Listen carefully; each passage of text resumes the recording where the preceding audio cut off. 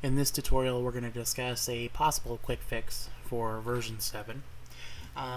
So let's say there's a power outage, or Windows decides to do an update to the firewall or to the program, the software, or you have a third-party antivirus software and that decides to update itself.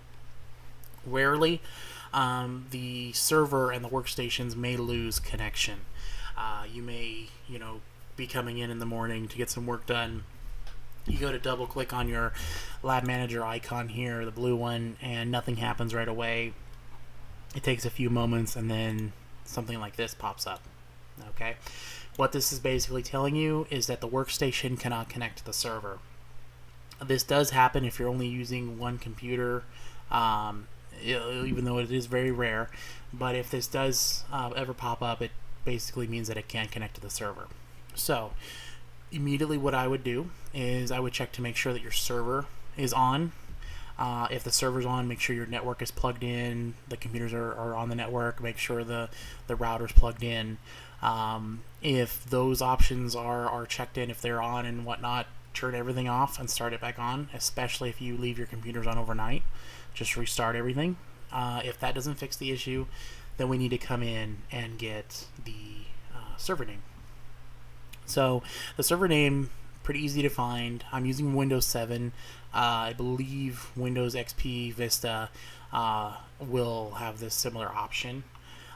Windows 8 might be a little bit different, but I know for sure Windows 7. We're going to click the Start button. We're going to go to Computer, and we're going to hover over the computer with our mouse pointer here. And we're going to right click and go to Properties. Okay, and what this is going to do is this is going to pop up with a window, and as you can see here, it's just giving us some information about our computer. We're going to kind of scroll down here a little bit, and as you can see down here towards the bottom of the screen, you see where it says computer name, full computer name. Sometimes these are different. In this case, these are both the same. So for the computer name, we've got LSG server. Okay, so what we're going to do is when we have that name, and you're going to want us, it's not case sensitive, but you definitely want to make sure it's spelled correctly. So we're just going to go LSG server. Okay, so once you type that in, you're going to go ahead and click accept. It's going to take a moment, and then it should pop up with your company name right here.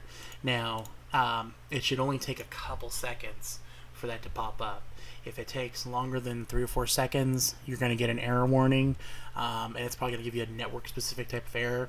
That means that there's another issue underlying that this simple fix will not solve. That's when we recommend that you give us a call. But if it works and you see your company database name, you should be able to hit login and get right into your database and able to work. Once you put in the server name, you shouldn't have to put it in again. Like I said, it typically only occurs if there's a weird power outage, if the server's not on, if software security or Windows decides to update itself. You may get this kind of issue, but you won't get it on a daily basis, or you shouldn't. If you do, please give us a call. And this completes this quick fix tutorial. Thank you.